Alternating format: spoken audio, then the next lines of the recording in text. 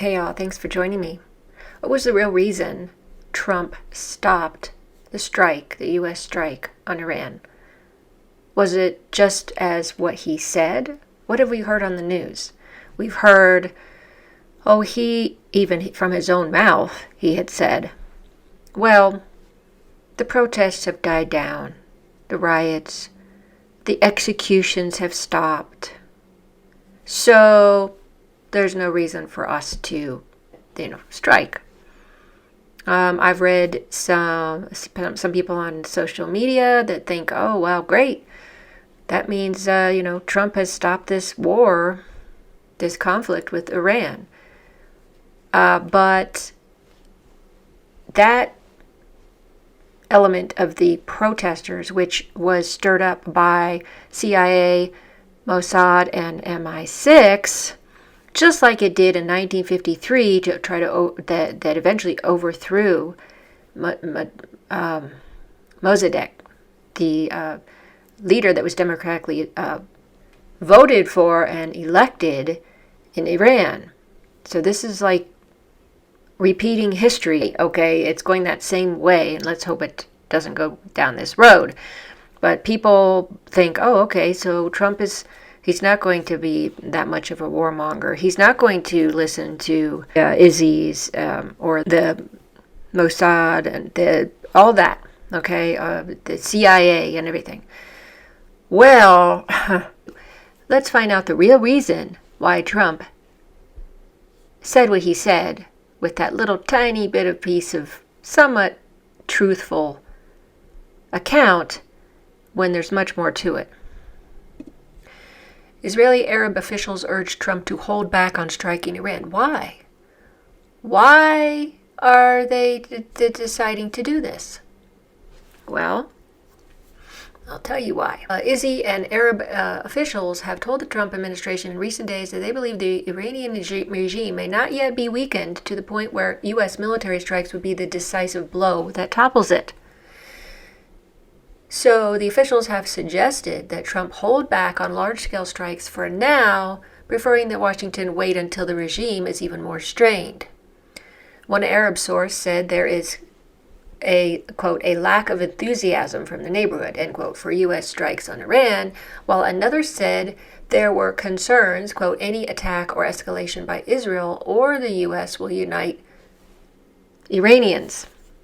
ISI officials have told the Trump administration that while they fully support regime change in Iran, oh yes they do, and U.S. efforts to facilitate it, they are concerned that outside military intervention at this moment might not finish the job that protesters have started. That was ginned up by the intel. The ISIS have suggested other types of U.S. action aimed at destabilizing the regime and supporting the protesters could help further weaken the regime to the point where larger strikes could then be decisive. Other sources are cited saying these potential actions include new sanctions, cyber attacks, thwarting Iran's internet blackout, or targeted strikes on Iranian leaders. Okay, this is important. And of course, that's the way the ISIS operate. Targeted strikes on the Iranian leaders. We saw all the assassinations that happened. Okay, they're also talking about cyber attacks. Yes, the Mossad is very good at that. And then there's the new sanctions. Well, Iran has been sanctioned for years and years and years. Okay, and it's the reason of the sanctions and the inflation that is driving these people, the real people who are protesting this, not these instigated intel that's infiltrated into this protesters group and causing all this havoc, deaths, and everything else. Those two things, yeah, they're having a hard time buying their food. That's always the issue of what brings about uprisings. And The sanctions have been very bad, horrible. In fact, I don't think it's even moral to be doing that too, because that only affects the people. It doesn't affect the leaders and all those in power and have the money. It's the regular citizens that suffer from that. So this is an important point. They want to do this some more so that, they can cause more pain and agony and suffering for the Iranian people, so they can get to the point where they have had enough, and we've got to overthrow this president and the supreme leader. The thing is, if we did that in our country and we said we're done with, say Trump, we're going to rise up, we're going to get the military involved, we're going to do this military coup, we're going to get rid of him and maybe even his whole cabinet. We're just going to take him out so we can do what we want and put a good person in, we believe, right? Well, that doesn't happen. This is what would happen if you had it. What happens in Venezuela or Iran is we're sitting there thinking, we're going to figure out something. And then a foreign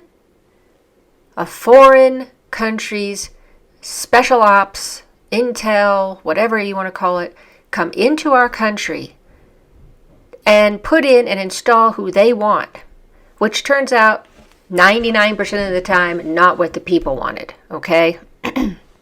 It causes a lot of problems. And then you have no say in who your leader is going to be. This is what happens with these regime change things, okay? So this is what we're seeing is what they're saying. Don't do anything until they're even hurting more, and they'll be desperate, and they'll come up and they'll, do this uprising. And of course, our intel agencies and the others that I mentioned are going to help with that, just like in the other time this happened in 1953. So when Trump says, oh, well, they stopped protesting, the executions stopped and everything it's okay now. No, what he is, in my opinion, is he's listening to his allies in the Middle East, those certain Arab states, and I will tell you who they are in a minute, and, of course, Izzy. Okay? Right here. Saudi Arabia, Oman, and Qatar. The usuals, although the UAE is missing, are telling the White House that an attempt to topple the Iranian regime would rattle oil markets and ultimately hurt the U.S. economy. Most of all, they fear the blowback at home. Saudi officials have assured Tehran that they wouldn't get involved in a potential conflict or allow the U.S. to use their airspaces for strikes. The UAE didn't take part in the lobbying effort. But the Hebrew media reports from during the 12-day June war between Izzy and Iran said Saudi Arabia provided Izzy with intelligence support and opened its airspace to Izzy jets to attack the Islamic Republic. Do you think they're not going to do this again? Izzy outlets also said at the time that Tel Aviv's warplanes shot down Iranian drones in Saudi airspace. Now, remember, this is what Trump said when he was threatening an attack on Iran. Help is on the way. What we're doing is causing chaos, division, and suffering. Again, not not a good approach. The evil one loves this kind of thing.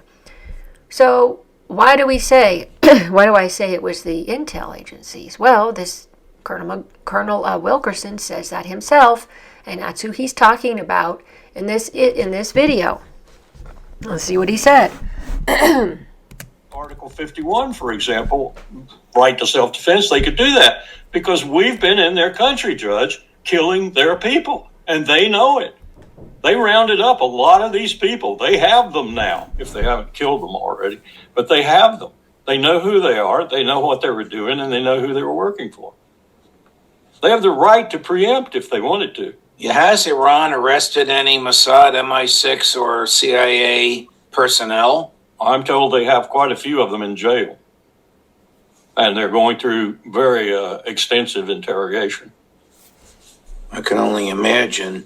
Okay, so he's saying that these provocateurs, which is our intel agency, and the others, yeah, some of them are actually in jail now. I don't know what's going to happen to them. I mean, Iran does use the death penalty quite often, and that's pretty normal for the Middle East. That's kind of how they do their justice over there. But, that's their doing for getting in there in the first place and meddling. So, that's my take. So, the real reason why Trump decided to, the process to stop this and that and this is because of what his Arab state allies and the Izzies told him to do. Wait. Because a lot of people think, that's done, Well, it's not going to happen. Well, we all know that doesn't change anything of what our saints and elders have said regarding Iran, Izzy, U.S., World War III phases, and all that's happening. It's pushed it back a little bit, maybe, because it's not going the way they wanted it to go. Because Iranians don't want another, a foreign group commandos coming in and putting in some other leader. They went through that before, historically. And we wouldn't want it either, okay? I mean, let's say China came over here and just knocked out our government administration and put in who they wanted. Would we want that? No. I don't think so. I wouldn't. So, let's think about that. Let's see what happens in the coming weeks and how that goes about. The cyber attacks, the drones, the upheaval with these protests. What's going to happen here? Yeah, because that's it. They're trying to weaken Iran, and we all know this is part of what's going to happen with Iran and this conflict is it's eventually going to happen. It's obvious. You all can share your thoughts on this. I think it would be very helpful. I've been reading some very insightful posts from you all regarding this whole military strategy in the Middle East and everything. Some of my subscribers have been saying, and I think it's important that we understand that this is not the end and that Trump is not being a peace president by doing this. He was told this, they advised him, and that's why he's backed down. That's it. So, thanks so much for watching.